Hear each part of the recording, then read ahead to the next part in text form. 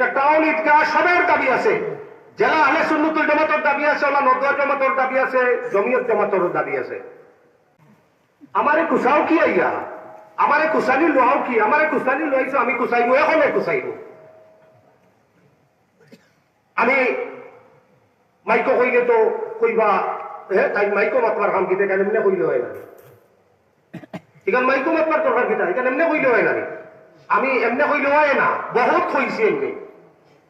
Town ঈদগাহ সকলের দাবি আছে, এটা টাউন ঈদগাহ সবের দাবি আছে। জেলা আহলে সুন্নাতুল জামাতের দাবি আছে, ওলা নদওয়া জামাতের দাবি আছে, জমিয়ত জামাতের দাবি আছে। এখানে একতরফা আপনারা দেখুন যে খালি একবার দরবারের মাঝে মুবশির সাহেব আনা হয়েছিল, এরপরটা কি দেখা যায় ও এক সোলের কিছু ভাবছেন আমি ঘুমাই গেছি, আমি ঘুমাইছি না, আমি সজাগ আছি। আমার এই চতুর্দিক থেকে ফোন চলে যে আপনি এখন লড়েন না দেখি, আমি বললাম লড়তাম, লড়িয়া করতাম তাকে মায়ের মার্কা নিজের মাঝে বাইয়ে বাইয়ে দরবার করতাম উচ্চটা। কোথা লাগে আমি অনুরোধ করবো আপনারাও যে যাতে ঈদগাহ 1 বছর আহলে সুন্নাত হইলে 1 বছর নদওয়া জামাত হোক, 1 বছর জমিয়ত জামাত হোক, এটা আপনারা কিতা করেন। আমি মাইকের মাধ্যমে আমি আমার ঈদগাহ কমিটিতে জানাই, দয়া করি আপনারা হিচো যাইবা না, হিচো গেলে পারতা নাই। আর এখন যদি ধাক্কা মারি কি হালত করবো, কারণ এখন আগে মাইক দিতে আমার মানুষ আসলো না, আগে ভোটার রসিদ মানুষ আসলো না, মাশাআল্লাহ এখন 50% আমার লোকে জড়িত।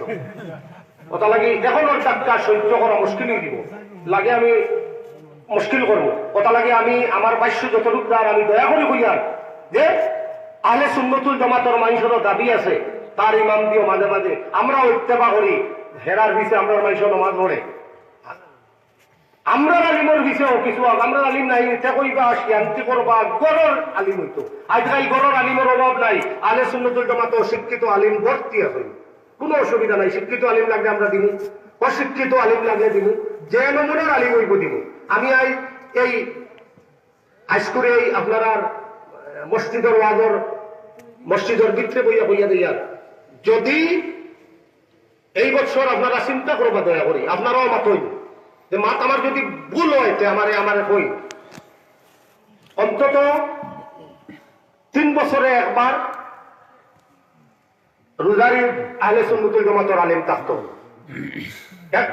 রোজারির দেওয়াই যায় অন্য আর বহরাই তো আনিয়া ইনো মানুষও যাই না, বহরাই তো আনিয়া যদি না আহলে সুন্নাতের আলেম দিয়া দিলে। আমি ঈদগাহ কমিটির আবার অনুরোধ করি, আর মদনী মসজিদে ভাইয়া অনুরোধ করছিলাম, আমার কথা মানছেন না মানিয়া তো আপনারা পরিণতি দেখছই, পরিণতি ভয়াবহ হয়েছে, আরো বড় পরিণতি হইব।